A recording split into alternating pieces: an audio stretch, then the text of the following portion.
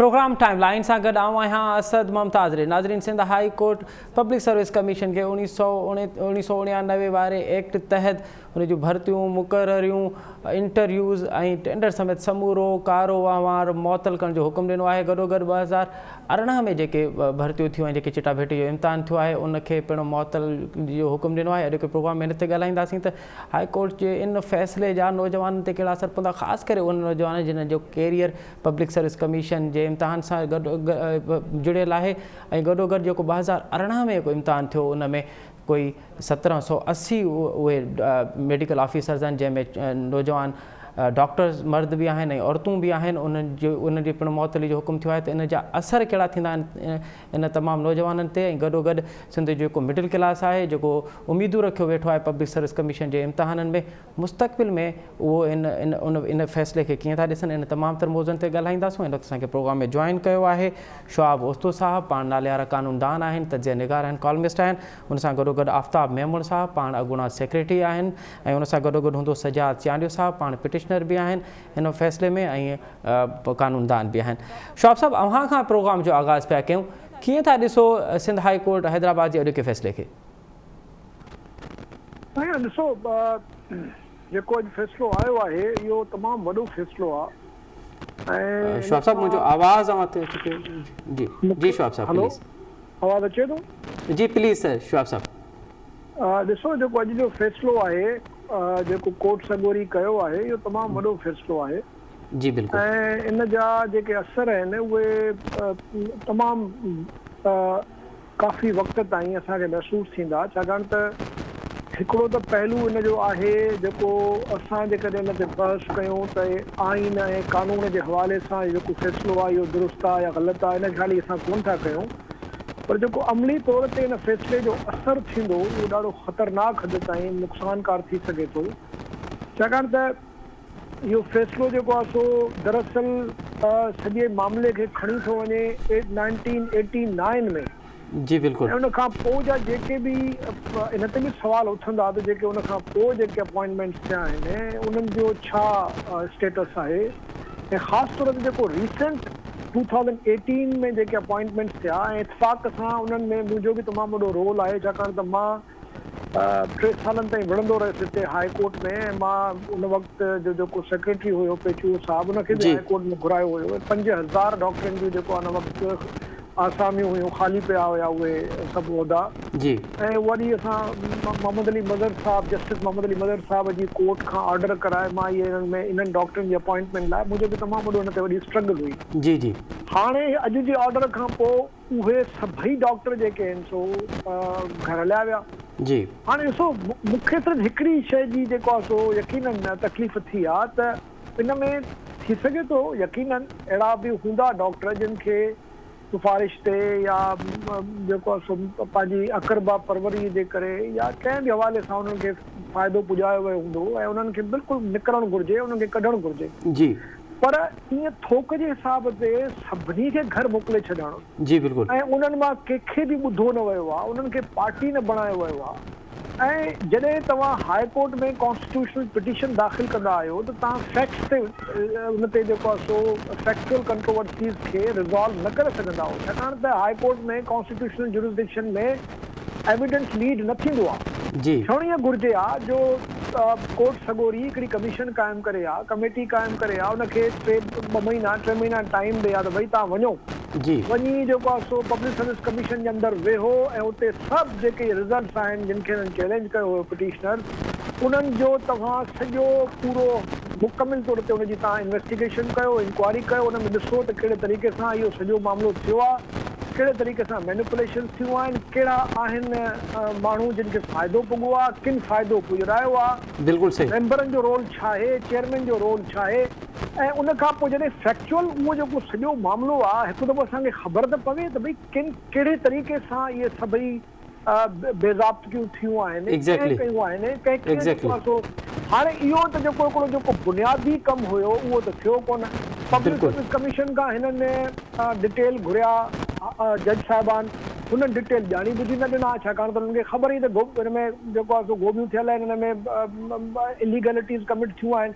पर ज़ाहिर आहे जॾहिं ऑनरेबल हाई कोर्ट वटि त कंटेम्प्ट जा पावर्स बि आहिनि। बिल्कुलु सही। जो तरीक़ो इहो ई हुयो त कमीशन ठहे आहे, उहा कमीशन हिकिड़ो दफ़ो ई वेही, पुराणा नवां सभई मसइला असांखे ख़बर त पवे त कहिड़े तरीक़े सां इहो सॼो थियो आहे।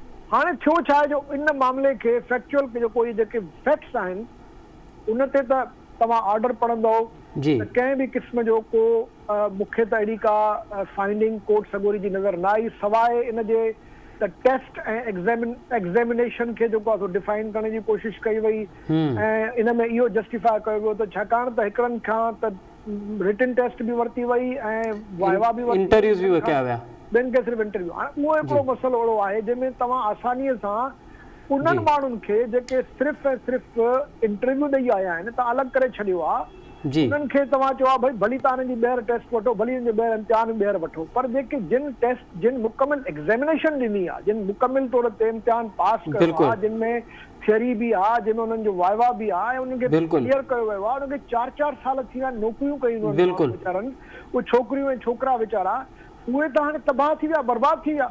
हाणे उन्हनि जो छा थींदो, डॉक्टर माण्हू जे 7 साल पढ़ाई कई, उन खां पोइ 4 साल उन पंहिंजो सर्विसिस प्रोवाइड कयूं गवर्नमेंट खे, ऐं कंहिंजे ख़िलाफ़ का इंक्वायरी कोन्हे, कंहिंजे ख़िलाफ़ को डिसिप्लिनरी। शॉप साहब इहो ॿुधाइजो, अॼु जेको फ़ैसिलो आयो आहे इन में सिंध हुकूमत जो अवां छा था सम्झो, हींअर हाणे स्टैंड कहिड़ो हुजणु घुरिजे?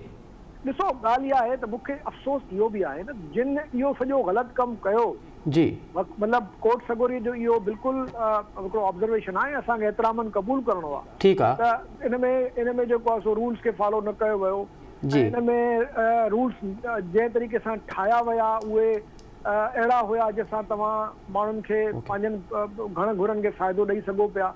हाणे सवाल इहो थो पैदा थिए त जॾहिं हुकूमत अहिड़े क़िस्म जो को कमु कयो आहे त तव्हां हुकूमत खे जेको ज़िम्मेदार ठहिरायो न, ऐं उनजी सज़ा मिलणु घुरिजे उन्हनि माण्हुनि खे जिन इहो सॼो कमु कयो या करायो। हाणे उहे त छा थींदो, हुकूमत खे कुझु कोन थींदो न, तव्हां जेको आहे कोई स्ट्रक्चर बि पास कोन थियो आहे कंहिं मेंबर जे ख़िलाफ़, कंहिं जेको आहे चेयरमैन जे ख़िलाफ़ कुझु बि कोन पास थियो आहे। जेके वीचारा छोकिरा हुया या जेके असांजूं न्याणियूं हुयूं वीचारियूं उहे दरबदर थी विया। मूंखे मतिलबु इहो ॾुख आहे त ॾिसो, आइन जी जेका इंटरप्रिटेशन थींदी आहे, आइन खे सिर्फ़ु कंहिं हिकिड़े शिक सां इंटरप्रेट न कबो आहे। आइन पूरो ऑर्गन आहे, हिकिड़ो ऑर्गेनिक हिकिड़ी एंटिटी आहे।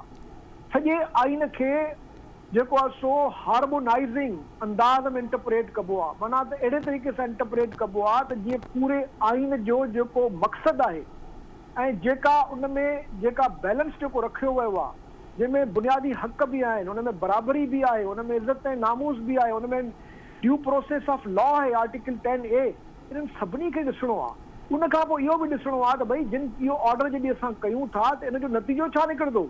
हे त हिकिड़ो पंडोरास बॉक्स खुली वेंदो ऐं 20 सालनि जो, 25 सालनि जो, बल्कि 30 सालनि जो जेको आहे रिकॉर्ड जेको आहे दरबदर थी वेंदो, माण्हू त घर हलिया वेंदा। बिल्कुलु सही। जेका बेरोज़गारी आहे हिन वक़्तु, जेका हिकिड़ो त शॉप साहब अवां चओ पिया त इन तमामु तर मामले में तकड़ कई वई आहे, जल्दबाज़ी कई वई आहे, घणनि पासनि खां ॾिठो न वियो आहे, जांच न कई वई आहे सही नमूने सां। मां सिर्फ़ु गुज़ारिश इहा थो कयां त प्रॉपर असिस्टेंस कोर्ट खे न मिली आहे, छाकाणि त सिंध हुकूमत त बदनाम आहे हिन मामले में। सही। त हुनजो को कॾहिं बि कंहिं बि मामले में सीरियसली कोर्टुनि में केस पंहिंजा कंटेस्ट न कंदी आहे, जेसि ताईं हिननि जे बोतारनि जा ज़ाती मामला हुजनि, जेसि ताईं हिननि जे सरदारनि जा, हिननि जे पार्टी जा लीडर्स आहिनि, उन्हनि जा ज़ाती मुफ़ाद हुजनि, ज़मीना हुजनि, उन्हनि जा जेको आहे सो एप्लीकेशंस हुजनि। बाक़ी जिते फलाह आहे, माण्हुनि जो आम ग़रीब माण्हुनि जो मसइलो आहे, उते हे असिस्ट न कंदा आहिनि। ठीकु आहे शॉप साहब, इन ते असां ॻाल्हाईंदासूं त आख़िर छो सिंध हुकूमत इन तरह जा जॾहिं फ़ैसिला अचनि था पिया, इन तरह जो जॾहिं मौक़ा अचनि था पिया, त पोइ हू जेका अव्हां जो मौक़िफ़ आहे त हू जॾहिं हुनजो ज़ाती मुफ़ाद थियनि था पिया त पोइ हू मुतरिक बि थिए थी पई, उनखे सुजाग बि थिए थी पई। बाक़ी जॾहिं अवामी मसइला थियनि था पिया, सिंध जे नौजवाननि जा अवाम जा मामला थियनि था पिया, त पोइ हू कल लटार वारी पोज़ीशन में आहे। आफ्ताब मेमून साहब, अव्हां कीअं पिया ॾिसो त अॼु जेको फ़ैसिलो सिंध हाई कोर्ट ॾिनो आहे पब्लिक सर्विस कमीशन जे हवाले सां त उनजो मौक़िफ़ आयो, हाणे इन फ़ैसिले जा ॿियनि इदारनि ते कहिड़ा असर पवंदा? अव्हां अॻूणा सेक्रेटरी रहिया आहियो, हुकूमती वहिंवारनि में अव्हां जो किरदारु रहियो आहे, कीअं पिया ॾिसो अॼोके फ़ैसिले खे? डाब उस्ते साहब एॾो तफ़सीलन ॿुधाए छॾी आहे, इहा सॼी ॻाल्हि जेका आहे जजमेंट बि कान पढ़ी, पर मूंखे हुन जो जेको इहो सैलियंट फीचर्स जेके सोशल मीडिया ते आया या दोस्तनि जेका ॻाल्हि कई उन्ही में जेका सम्झ में आई आहे। ॿियनि इदारनि ते कहिड़ो असर पवंदो अॼोके फ़ैसिले जो?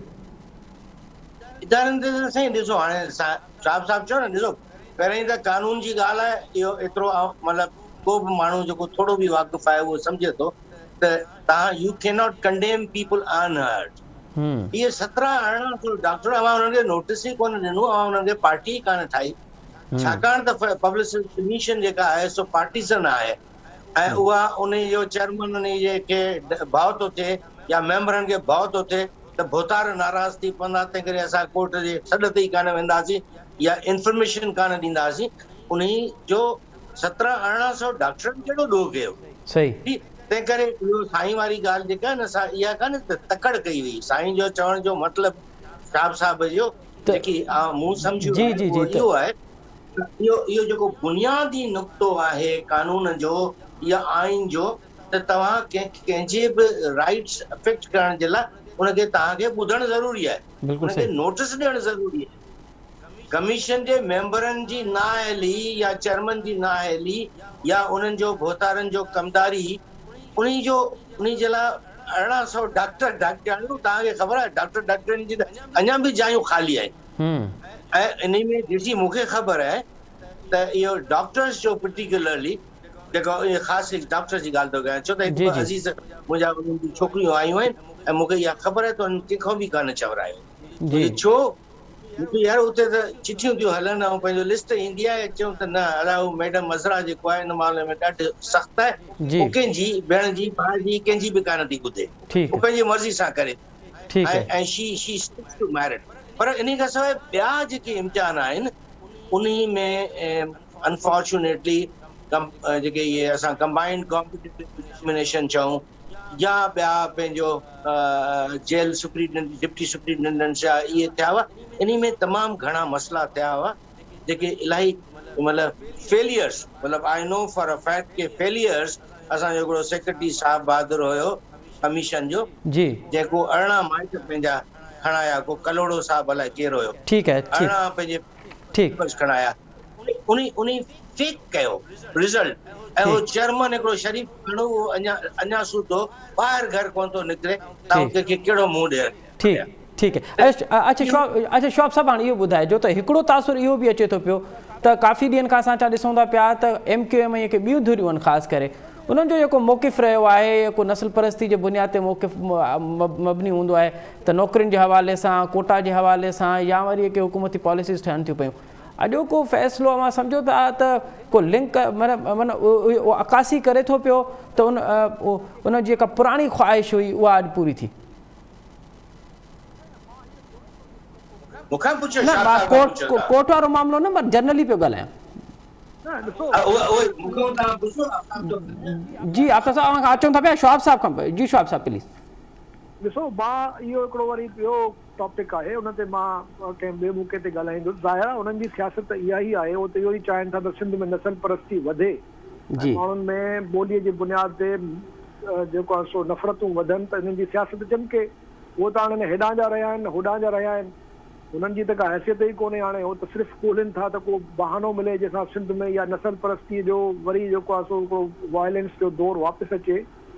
मां सिर्फ़ु ऐं सिर्फ़ु हिन जजमेंट खे प्योरली जेको आहे सो ॿिनि एंगल्स खां, हिकिड़ो त ॿुधायमि जीअं तव्हांखे मां लीगल ऐं कॉन्स्टिट्यूशनल जेका हिन जी एंगल आहे, ॿी जेका आहे हिन जो जेको कॉन्सिक्वेंस आहे। सो मां सम्झां थो त ॾिसो रिसेंटली हिकिड़ी ॿी बि जजमेंट आई आहे ऑनरेबल हाई कोर्ट जी, जंहिंमें जेके 2013 जो जेको रेगुलराइजेशन एक्ट हुयो उनखे बि जेको आहे सो अनकॉन्स्टिट्यूशनल करार ॾेई उहो ख़तमु कयो वियो, जंहिंजे नतीजे में हज़ारनि जी तइदाद में जेके जिन सालनि जा साल कॉन्ट्रैक्ट एम्प्लॉई थी सिंध हुकूमत जे मुख़्तलिफ़ प्रोजेक्ट्स में ख़िदमतूं पंहिंजो जेको आहे सो ॾिनियूं, उहे सभु घर हलिया विया, उन्हनि खे बि न ॿुधो वियो। ऐं जेकॾहिं अहिड़े तरीक़े सां तव्हां एॾा वॾा ऑर्डर, हाणे रेगुलराइजेशन एक्ट सिर्फ़ु सिंध में जेको आहे सो अनकॉन्स्टिट्यूशनल डिक्लेयर थी वियो आहे। मज़े जी ॻाल्हि इहा आहे त इहो जेको अनकॉन्स्टिट्यूशनलिटी वारो जेको बहस थियो, जंहिंजे नतीजे में इहो पूरो लॉ ई जेको आहे सो अनकॉन्स्टिट्यूशनल अल्ट्रा वायरिस डिक्लेयर थी वियो, इहो दरअसल पिटीशन ई न हुई, माना हिननि सुओ मोटो करे इहो जेको ऑर्डर पास करे छॾियो आहे। हाणे इहे अहिड़े क़िस्म जा जॾहिं अचनि था ऑर्डर, रेगुलराइजेशन एक्ट पंजाब में मौजूद आहे, बलूचिस्तान में मौजूद आहे, केपी में मौजूद आहे। ऐं ॿियो त पाकिस्तान जी जेका सूरत हाल आहे, असांजी जेका economic and social and political conditions आहिनि, उन में कहिड़े तरीक़े सां ग़रीब माण्हू पंहिंजो जेको आहे वॾी मुश्किल सां जी बिल्कुलु सालनि जा साल कॉन्ट्रैक्ट ते कमु करण खां पोइ रेगुलराइज़ था थियनि।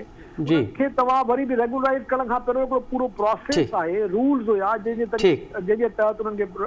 हाणे हे बि उहा ई सूरत हाल आहे। जेकॾहिं तव्हां ईअं भई एॾा वॾा वॾा फैसला कंदव, ॾिसो कानून जी इंटरप्रिटेशन लॉ जेको रूल्स ऑफ इंटरप्रिटेशन में जी हमेशा कानून जी इंटरप्रिटेशन, आइन जी इंटरप्रिटेशन कबी आहे त कानून खे बचाइजे, जी कानून खे ख़त्म करण लाइ न कबी आहे। जी जी मजबूरीअ जी हालत में कानून ख़त्म थींदो आहे, जॾहिं ॿियो रस्तो न मिले।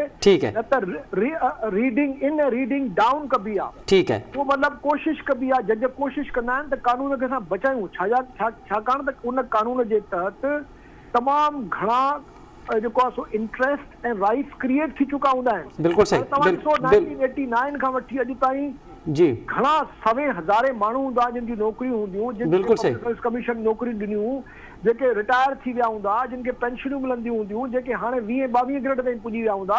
ये तो सॼो कारो वहिंवार जेको आहे उहो फ़िलहाल ठप थी वियो आहे। अच्छा सजाद चांडियो साहब, अव्हां ॿुधाइजो, अव्हां हिकु डॉक्टराणी जी पिटीशन खणी विया हो। हाणे त कोर्ट सॻोरी जेको आहे 1783 जेके भर्तियूं थी हुयूं उन्हनि सभिनीनि खे मुअतल करे छॾियो आहे। फ़ैसिले खे कीअं था ॾिसो? अव्हां ख़ुदि पिटीशनर आहियो, तव्हां छा था सम्झो? तव्हां जंहिं मक़सद लाइ विया उहो मक़सदु हासिलु थियो?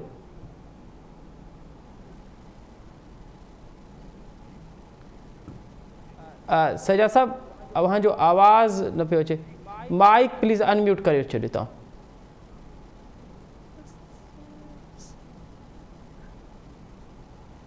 सजा साहब, अव्हां माइक अनम्यूट कजो प्लीज़। अच्छा, असांजो आवाज़ जो राब्तो सजाद सां जीअं ई बहाल थींदो त असां उनखां ज़रूरु पुछंदासूं। आफ्ताब मेमन साहब, अव्हां कीअं पिया ॾिसो जॾहिं मूं सुवाल कयो शहाब उस्तो साहब खां, तव्हां उते को चवणु पिया चाहियो? जी जी, असांजो आफ्ताब साहब सजाद साहब सां असांजो राब्तो बहाल थियो आहे। सजाद साहब खां मौक़िफ़ वठूं, पोइ वरी अव्हां ॾे ज़रूरु ईंदासूं। जी सजाद साहब, अव्हां जंहिं मक़सद ख़ातिर पिटीशन दर्ज कई, अॼु फ़ैसिलो अची वियो आहे, अव्हां सम्झो पिया तव्हां सोभारा थिया हो? मां तव्हांखे थोरो ॿुधाईंदो हलां त ही कुल 6 पिटीशनूं हुयूं टोटल। जी उन्हनि मां जेके सीरियल नंबर फ़ैसिले जे सीरियल नंबर 1, 2 ऐं 3 में जेके पिटीशनूं आहिनि, इन्हनि में आउं वकील हुयुसि पिटीशनरनि जो। इन में हिकिड़ी डॉक्टरणी कोन हुई। इन में टोटल जेके पिटीशन में विया असीं 7 डॉक्टरणियूं हुयूं। 5 हिकिड़ी पिटीशन में हुयूं, हिकिड़ी ॿी पिटीशन में ही, हिकिड़ी अदड़ी ॿी पिटीशन में, टोटल 7 डॉक्टरणियूं। बाक़ी जेके 4 नंबर ते, 5 नंबर ते ऐं 6 नंबर ते लिखियल आहिनि, उहे धार पिटीशनूं हुयूं, जिन में उन्हनि धार जेके कॉम्पिटेटिव एग्ज़ामिनेशन ऐं ॿिया उहे उन्हनि में चैलेंज थियल हुआ। ठीकु आहे, हिकिड़ी ॻाल्हि। ऐं हिन में आउं थोरो ॻाल्हि सवेर मूं तव्हां दोस्तनि जी गुफ़्तगू ॿुधी पे, ऐं मां सम्झां थो त असां वटि हाणे जेको इहो पीपल्स पार्टी जो पुराणो रहियो आहे वहिंवार, त जेकॾहिं संदन बदउनवान हुकूमत ऐं बदउनवान जेके इदारनि जी तबाही वारे मामले ते जेकॾहिं आङुर खॼिजे थी, या करप्शन जे मामले ते आङुर कॾहिं खई वेंदी, त पोइ उनखे तअसुब जो रंग ॾियणु घुरिजे, हर मामले खे उन सां कनेक्ट करणु घुरिजे। मां सम्झां थो त 2013 वारे एक्ट वारो फ़ैसिलो हिकिड़ो अलॻि चैप्टर ज़रूरु आहे, उन ते डिबेट थी सघे थी। हीउ हिकिड़ो अलॻि मामिलो आहे। सिंध जो जेको ग़रीब जो, हारीअ जो ॿारु, जेको मज़दूर जो ॿारु आहे, उहो गुज़िरियल 10 खां 15 सालनि खां रड़ियूं कंदो पियो अचे, दाऊं कंदो पियो अचे। नौजवान मायूस थी चुको आहे। नौजवान जो मैरिट तां अरवाह खणी वियो आहे। हीउ वाहिद इदारो जंहिंजी जोड़जक, जंहिंजे ठहण जो मुख्य सबबु इहो आहे त असां अहिड़ो तव्हांखे इदारो फ़राहम कंदासीं जिते हर माण्हूअ जे लाइ खुलियल मैदान हूंदो, त हू रेस कोर्स में लहे ऐं हू पंहिंजी क़ाबिलियत जी बुनियाद ते जिते बि चाहे उते पहुची सघे। हीउ इदारो इन लाइ कॾहिं बि कोन जोड़ियो वियो हूंदो त हिन इदारे जा अंदरि जेके मेंबर आहिनि उन्हनि जो मुक़ररियूं सियासी बुनियादनि ते करे ऐं ब्रीफ केसनि ते मुक़ररियूं करे ऐं पोइ उहे वेठो हिते खुलियल हिकिड़ी मार्केट खोले छॾींदा ऐं अॻिते थींदा। सिंध जी मां चैलेंज थो करियां, मां सिंध जे हिकिड़े आम शहरीअ जी हैसियत में चैलेंज थो करियां, तव्हां कंहिं बि इंडिपेंडेंट इदारे खां सर्वे कराए ॾिसो, सिंध जे कंहिं बि हिकिड़े शहर मां तव्हांखे हिननि जे नौकरियुनि जा अघ मालूम थी वेंदा त कीअं वहिंवार हलंदो रहियो आहे। हीउ को पहिरियों केस थोरो ई हुयो, हीउ असांजो केस जिते अॼु हेतिरो सारो ममण मचाए ऐं दोस्त गोड़ पिया कनि था, सुबुह जो रंग पियो हिनखे ॾिनो वञे। हीउ को पहिरियों केस आहे छा? अहिड़ी नौबत छो थी पेश थिए जो सिंध पब्लिक सर्विस कमीशन जे तरफ़ां जेके बि इम्तिहान थियनि था उहे चैलेंज छो था थियनि? एतिरे वॾे अंग में पिटिशनूं प्रिंसिपल बेंच कराची में पेंडिंग आहिनि, हैदराबाद सर्किट बेंच में आहिनि, लाड़काना सर्किट बेंच में आहिनि, ओॾे तव्हांजे सखर में पिटिशनूं पेंडिंग पयूं आहिनि थियूं सालनि खां वठी। ही पहिरियों दफ़ो थोरी 2013 में जॾहिं सुप्रीम कोर्ट 100 मौतो वरितो उते त ही पधरा थी पिया हुआ न, उते त हिननि जी मुक़ररनि खां वेंदे जेके हिननि इम्तिहान वरिता उहे रिकॉर्ड समेत पधरा था। पर सॼा साहब बहितर न हो त जेके पर सॼा साहब बहितर न हो त जेके ज़िम्मेवार आहिनि हिन में जेके ज़िम्मेवार आहिनि उन्हनि जो तइन कयो वञे। हा हाणे हिते त सुकन जी भेट में के सावा आहिनि उहे बि सड़ी विया। ॾिसो घणा परसेंट यकीन सां चई सघूं था त घणा मां सम्झां थो मुंहिंजो जेको हिते वंवार जेको ॾिसूं था त सिंध जो जेको नौजवान आहे जेको मेरिट खे पसंदि थो करे, जेको मेरिट जी बोलबाला चाहे थो, उहो ॾाढो ख़ुशि थियो आहे। ऐं ही फ़ैसिलो मां सम्झां थो मुंहिंजी नज़र में जेकॾहिं हिन ते जेके तजवीज़ूं कोर्ट ॾिनियूं आहिनि ऐं जेको उन्हनि में डायरेक्शन्स मिलियूं आहिनि ऐं जेके 2013 वारे केस में सुप्रीम कोर्ट हिदायतूं ॾिनियूं, जेकॾहिं उन्हनि ते उन्हनि जे रूह मूजिबि अमल थिया त अहिड़ी नौबत कोन अचे हा। इन खां पहिरीं मां तव्हांखे ॿुधाईंदो हलां त 2000 हाणे जेके लेक्चरशिप वारा इम्तिहान थिया उन खां सवाइ ॿिया जेके इम्तिहान थिया उनमें ख़ुदि Sindh high court principal bench Karachi मां अहिड़ा ऑर्डर करे चुकी हुई जंहिंमें हिननि खे हिदायतूं मिलियल हुयूं त ही वंवार हीअं हलिजे।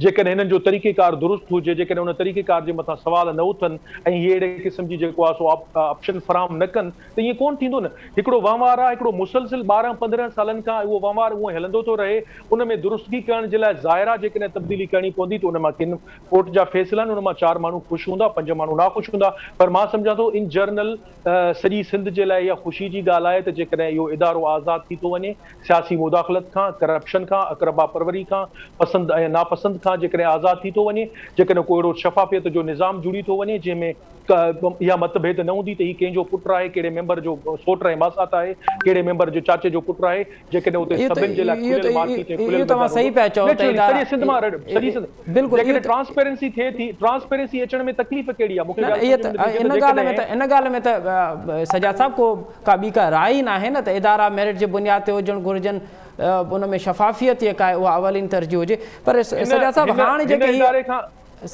हाणे जेके ही 1783 मेडिकल ऑफिसर्स उहे पिणु मुअतल थिया आहिनि, अवां छा था सम्झो त हाणे इन्हनि वटि कहिड़ा ऑप्शन इहे कंहिं अंदरि दाह ॾींदा? तव्हां ॾिसो यू आर राइट, तव्हां ॻाल्हि था करियो त मुअतल थिया आहिनि, उहे कंहिं अंदरि दाह ॾियनि, पर सिंध पब्लिक हिननि खे चयो वियो 2019 जूं पिटिशनूं दाख़िल, तव्हां मथां पढ़ी ॾिसंदो फ़ैसिले ते साल लिखियो पियो आहे 2019 जूं पिटिशनूं। ही फ़ैसिलो थियो आहे 2021 जे जून में। गुज़िरियल 2 सालनि खां केतिरियूं हेयरिंग्स थियूं, केतिरा दफ़ा हिननि खे चयो वियो त तव्हां इहो रिकॉर्ड पेश करियो पंहिंजी नाअहलीअ खे लिकाइण जे लाइ, पंहिंजे करप्शन खे लिकाइण जे लाइ, उहो को रिकॉर्ड पेश कोन कयो वियो। इन हद ताईं कोर्ट खे ज़ोर लॻाइणो पियो त पंहिंजो सेक्रेटरी समेत चेयरमैन खे ज़ाती तौर ते तलब कयो वियो त ही रिकॉर्ड खणी अचो, तव्हां वटि रिकॉर्ड आहे या कोन्हे, ही तव्हां मुक़ररियूं कंदा पिया वञो, ही तव्हां सिंध खे जेको मेरिट जे नाले ते जेको तव्हां सिंध जे नस्ल खे ऐं सिंध जे सॼे समाज खे तबाह पिया करियो, उन जा कहिड़ा कॉन्सिक्वेंसिस थियनि था जेके तव्हां सॼी सिंध मां जेका रड़ ॿुधूं था, जेको ही गज़ेटेड ऑफिसर्स अचनि था जेके तव्हांजा मुक़ररु थियनि था, उन जूं दाऊं जेके सिंध मां तव्हांखे ॿुधण में ईंदियूं, उनजो सबबु त इहो आहे न जेको बि ऑफिसर जेकॾहिं मेरिट ते मुक़ररु थियल हूंदो त उनजो को इंसान दोस्ती हूंदी, को अवाम ॾांहुं हूंदो, जेको माण्हू 80 लख 60 लख भरे पैसा ईंदो उनखे कहिड़ो सरोकार हूंदो, ॿिए कंहिं शहरी ॾांहुं कहिड़ो उनखे ख़्यालु हूंदो, इहो उहा ई रड़ थींदी पई अचे। हिन में जेको ही फ़ैसिलो थियो आहे इन में तव्हांखे मां ॿुधाईंदो हलां, बार बार मूं इहा ॻाल्हि मुख़्तलिफ़ फोरम्स ते कई आहे त 2 सालनि जे अंदरि ही रिकॉर्ड पेश न करे सघिया, नंबर 1। नंबर 2, जॾहिं हिननि खे ज़ाती तौर ते तलब कयो वियो, हिननि खे चयो वियो त तव्हां रिकॉर्ड ॾियो, त हिननि चयो त को रिकॉर्ड हिननि पेश कोन कयो। हिननि खे चयो वियो ही रोल नंबर फिलाणो आहे, इन जूं मार्कूं ॿुधायो, ही मार्कूं ॿुधाए कोन सघिया। हिननि कोर्ट खे चयो त असांखे 30 ॾींहं ॾियो त असां अहिड़ो को निज़ाम जोड़े मैकेनिज़म खणी था अचूं, तजवीज़ूं खणी था अचूं त जीअं भला हिन इम्तिहान खां पोइ जेके इम्तिहान आईंदा थियणा आहिनि उहे फेयर ऐं ट्रांसपेरेंट थियनि ऐं उन्हनि जी शफ़ाफ़ियत ते सुभाणे को माण्हू एतिरो ठीकु आहे सजा साहब इन ॻाल्हि सां इन ॻाल्हि ते सहमत त हिन वक़्त ताईं कोर्ट सगोरी जेको कुझु उन्हनि खां घुरणु पियो चाहियो उन्हनि मुकमल तौर ते उन सां सहकार न कयो या उन्हनि ॼाणी वाणी कलनटार पे कई, पर उहे नौजवान जेके इन में मेरिट जी बुनियाद ते बि आया हूंदा, जेके ग़रीब मिसकिन माण्हुनि जा ॿार आहिनि, हाणे उन्हनि जो छा थींदो सवाल इहो आहे, उन्हनि कहिड़ो ॾोह कयो? 5% या 6% ॿार जेकॾहिं मेरिट ते आया हूंदा, 90% खां वधीक नौकरियूं सिंध में गुज़िरियल 12 सालनि खां विकिरो थियनि थियूं, मार्केट हले थी, ओपन मार्केट थी हले, एवरीबॉडी नोज़ इट। भली असीं खणी अखियूं बंदि करे चऊं हे ईअं आहे जीअं भली सिंध हुकूमत अची सुप्रीम कोर्ट में चवे त असां पीअण जो पाणी साफ़ फराहम करियूं था ऐं मूंखे ख़बर आहे त ओस्तो साहब वारी जेका पिटीशन ई जंहिंमें कमीशन मुक़ररु थियो ऐं पोइ उन में ख़बर थी पए त 80% शहरनि खे गटर मिलियल पाणी फराहम थो थिए पोइ गटर मिलियल पाणी खां असीं इनकार करियूं या बि हक़ीक़त कोन्हे का असीं इन हक़ीक़त खां बि इनकार करियूं त सिंध में लॉ एंड ऑर्डर जी सिचुएशन कोन्हे सिंध में धाड़ियल जेके आहिनि उहे टैंकुनि ते चढ़ी पुलिस खे शहीद कोन था कनि ऐं टैंकू उहे आहिनि जेके बुलेट प्रूफ टैंकू जंहिंमें अरबे रुपया ख़र्च करे वरितियूं वयूं उन्हनि खे गोलियूं पास कोन थियूं थी वञनि सिंध में जेका हुकुमरानी आहे उहा जेतिरी बि बदतरीन हुजे बदउनवान हुजे पर असांखे उन जो दिफ़ा करणो आहे ऐं असांखे इहो रंग ॾियणो आहे त ॿेट खपी वञनि सिंध जी ज़मीन तबाह थी वञे सिंध जा सभु इदारा तबाह थी वञनि मेरिट तबाह थिए पर छाकाणि इन ते आङुर खणंदासीं त तसुब जो मामिलो थी शोआब साहब ही जेके 1783 डॉक्टर्स आहिनि ॾाढो सवलो सुवाल आहे इहे हाणे कंहिं दर्दाणी ॾियनि साईं ॾिसो सजाद साहब जी जेको जेका कोशिश आहे ऐं जेका हुनजी काविश आहे उनखे त बिल्कुलु को बि माण्हू जेको आहे सो हर माण्हू हुनखे अप्रिशिएट कंदो ऐं सजाद साहब जी जेका इहा ॻाल्हि आहे त सिंध में मेरिट जी लताड़ थी थिए बिल्कुलु I absolutely agree with it ठीकु आहे इन में शक न आहे ठीकु आहे सही था चओ शक कोन्हे ठीकु पर ॾिसो ॻाल्हि इहा आहे त हिकिड़ो मसइलो आहे सिंध में काफ़ी अरसे खां वठी मां बि रनिंग कंदो रहियो आहियां हाणे उन मसइले खे हल कीअं कजे हाणे मुंहिंजो सिर्फ़ु हिकिड़ो हिन में जेको ॻणती जेका आहे उहा इहा आहे त हाणे तव्हां हे भली ऑर्डर बि पढ़ो इन ऑर्डर में जेके तमामु ज़बरदस्त क़िस्म जा हुन में आइडियाज़ ॾिनल आहिनि पर तव्हां सिंध हुकूमत जे माज़ीअ खां उनजी रविश खां उनजे तरीक़ा हुकुमरानी खां वाक़ुफ़ु न आहियो मूंखे सिर्फ़ु इहो आहे त भली ऑनरेबल हाई कोर्ट 10 ऑर्डर करे सिंध हुकूमत कॾहिं बि इन सिस्टम खे ठीकु न कंदी जेसिताईं इनखे प्रॉपरली तव्हां एड्रेस न कंदो मुंहिंजी हिन में गुज़ारिश आहे मां ग़लति हुजां तव्हां अॻिली न कयो हिन सां मुंहिंजी गुज़ारिश इहा आहे त हिन में हिकिड़ी कमीशन ठहणु घुरिजे आहे जेका मुकमिल रिपोर्ट पेश करे कोर्ट सगोरीअ खे हिकिड़ो मिंट प्लीज़ कोर्ट सगोरीअ खे मुकमिल रिपोर्ट ॾे उन में सजाद साहब बि वञे उन में हर ॿिया बि जेके रिप्रेज़ेंटेटिव आहिनि सभिनी जी नुमाइंदगी हुजे एविडेंस लीक थिया भली उन खां पुछाणो बि थिया कमीशन जे मेंबरनि खां बि चेयरमैन खां भई हे माण्हू तव्हां कीअं भर्ती कया हुनजा कापियूं कढंदा कापियूं चेक थियनि उन में ख़बर पइजी वञे त 10% करप्शन आहे या 90% करप्शन आहे या जेके माण्हू वाकई वीचारा जेके सही तरीक़े सां जिन जी सिलेक्शन थी आहे उहे वीचारा अलॻि थी वञनि जिन खे वरसायो वियो आहे उहे अलॻि थी वञनि इन खां पोइ उहो अहिड़ो सबूत अची वञे जेको हमेशा जे लाइ कमीशन खे ठीकु करण में असांखे मदद करे वाटर कमीशन मुंहिंजी इन करे थोरी घणी कामयाब वई जो असां डॉक्यूमेंट्री एविडेंस छॾियो आहे हाणे थियो छा जो कोर्ट सगोरीअ जे नियत ते असांखे कोई शक कोन्हे हुन जेको ऑर्डर कयो आहे नेक नीतिअ सां कयो आहे हुन में यकीनन इहा ई ख़्वाहिश शामिल आहे त इहो सिस्टम ठीकु थिए पर तव्हां मूंखां लिखाए वठो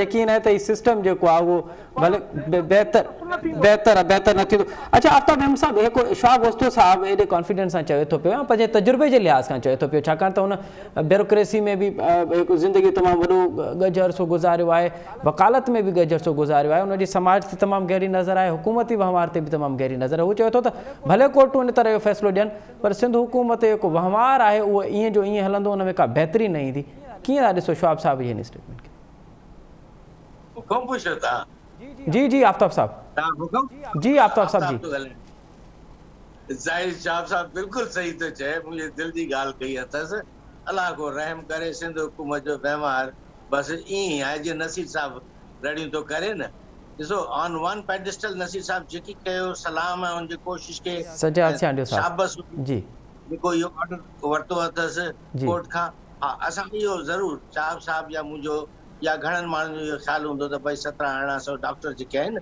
जेको डॉक्टरनि जी असांखे ज़रूरत बि आहे उन्हनि मां थी सघे थो काफ़ी सारा बल्कि यकीनन काफ़ी सारा मेरिट हूंदा पर बाय एंड लार्ज इहा बि सॼे शहर में ॻाल्हि कंहिं बि माण्हूअ खां आम माण्हू खां पुछंदो या सेक्रेटरी जे कंहिं बि ऑफिसर खां पुछंदो त उहो तव्हांखे इहा ई ॻाल्हि कंदो साईं फलाणो मेंबर थियो हेतिरा पैसा ॾेई मेंबर थियो फलाणो चेयरमैन साहब जेको आहे रड़ियूं थो करे त भई आउं छा कयां मूंखे लिस्टूं तूं मिलनि जेको चेयरमैन साहब ज़िक्र बि कयो आहे किन माण्हुनि सां पर ॻाल्हि वरी उते जो उते बीठी आहे। ठीकु आहे। हाई कोर्ट तव्हांखे चॾी इन में ॾिसो हाई कोर्ट बि जी बि ज़िमेदारी आहे, पर जेकॾहिं 2 सालनि खां रिकॉर्ड नथो हाई कोर्ट में पेश कयो वञे त हाई कोर्ट हूअं त असां पारो ग़रीब कॾहिं वेंदो आहे त असांजी त खल लाहे छॾींदा आहिनि, ओॾी महिल दे हैव द पावर। ठीकु। सरकारी अमलदार जेकॾहिं पंहिंजा फर्ज़ नथो अंजाम ॾे या पंहिंजे फर्ज़ में कोताही थो करे या रिकॉर्ड जे मतिलबु अलेज्ड मैनिपुलेशन करे थो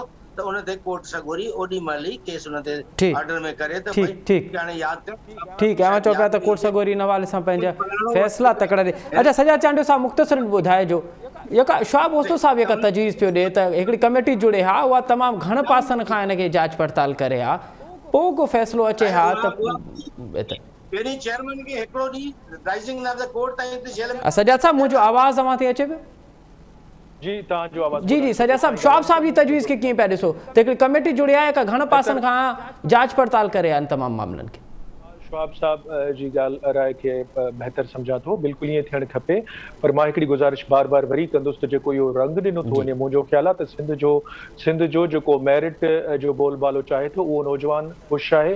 उहो जेकॾहिं 5% 10% जेकॾहिं आहे बि सही ऐं मुतासिर थियो आहे त उनखे ॿीहर इम्तिहान में वेहण खां को इनकार कोन्हे, ऐं जेकॾहिं ॿीहर इम्तिहान इन उसूलनि तहत थिए थो जंहिंमें शफ़ाफ़ियत वाज़े नज़र ईंदी त उन्हनि खे इम्तिहान में वेहण खां को बि जेको आहे सो ख़ौफ़ कोन्हे को। इम्तिहान में वेहण खां ख़ौफ़ उहे था खाइनि जिन जो वहिंवार तइ थियल हूंदो, पोइ उन्हनि खे ॿीहर ख़बर नथी पए त कीअं थींदो। हिकिड़ी ॻाल्हि ॿियो थोरो जेको साईं कुरैशी साहब जीअं ॻाल्हि कई, मां तव्हांखे ॿुधाईंदो हलां थोरो। असांजी सिंध जी सॼी आबादीअ मां, सॼी सिंध में जेके लख खां मथे जेके पंहिंजा ऑफिसर्स हूंदा, पब्लिक सर्वेंट्स हूंदा, उन्हनि मां को बि अहिड़ो असांखे माण्हू कोन थो मिले जंहिंखे असीं अहिड़नि उहिदनि ते वेहारियूं जो जंहिंजे किरदार जे मथां को आङुर न खणी सघे। सॼी सिंध में ॾुकार अची वियो आहे, खोट थी पई आहे। असीं गुज़िरियल 10-12 सालनि खां बार बार कंहिं बि हिकिड़ो इम्तिहान, को बि हिकिड़ो हिननि इम्तिहाननि खे छॾे था ॾियूं। फॉर एग्ज़ाम्पल आर्ग्यूमेंट फाइल कोन थी, फ़ैसिलो कोन आयो आहे, कहिड़ो हिन खां सवाइ कहिड़ो इम्तिहान हिननि वरितो आहे जेको जंहिंजे ख़िलाफ़ आङुर कोन कढी आहे, जंहिंजे ख़िलाफ़ दांह कोन थी आहे। ठीकु आहे, एतिरी दांह मां नथो सम्झां। ठीकु आहे, एतिरी दांह कंहिं बि ॿिए सूबे जे कोन्हे। उहे सभु तकरारी इम्तिहान बणिजी था वञनि। सूबे जे इदारे जे ख़िलाफ़ एतिरी दांह छो कोन थी थिए? एतिरा case Punjab public service commission जे ख़िलाफ़ छो था फाइल थियनि? KPK जे ख़िलाफ़ छो था एतिरा केस फाइल थियनि जेके हिते था फाइल थियनि केस?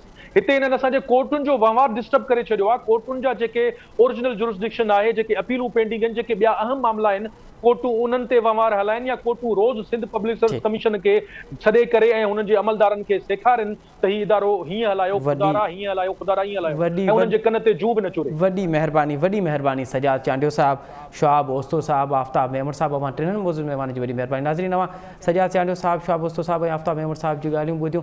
सजाद साहब खे कॉन्फिडेंस आहे त अॼोको फ़ैसिलो जेको आहे उहो ईंदड़ ॾींहंनि में जेका शफ़ाफ़ियत आहे उनखे बरक़रार रखंदो, ऐं उनखे उमेदु आहे त इदारा जेके आहिनि उहे शफ़ाफ़ थियण में हिन अॼोके फ़ैसिले जो वॾो अहम किरदारु हूंदो। ॿिए पासे शोआब ओस्तो साहब चए थो त अदालतूं भले कहिड़ो बि फ़ैसिलो ॾियनि, कहिड़ी बि वर्डिक छो न हुजे, कहिड़ा बि फ़ैसिला छो न हुजनि, बल्कि सिंध हुकूमत जेको वहिंवार आहे, जेको हुनजी हिन वक़्त ताईं जेका कारकर्दगी आहे, उन में कंहिं क़िस्म जो को फ़र्क़ु न पवंदो। हाणे ॾिसणो इहो आहे त अॼोको जेको फ़ैसिलो आहे उहो मुस्तक़बिल में कहिड़ा असर थो विझे, ख़ासि करे नौजवान ते कहिड़ा असर विझंदो, इन जो त वक़्तु ई ॿुधाईंदो। हिते प्रोग्राम जे वक़्तु पंहिंजी पुॼाइण ते पहुचे थो। असद मुमताज़ रेड खे ॾींदा इजाज़त। अला भाई।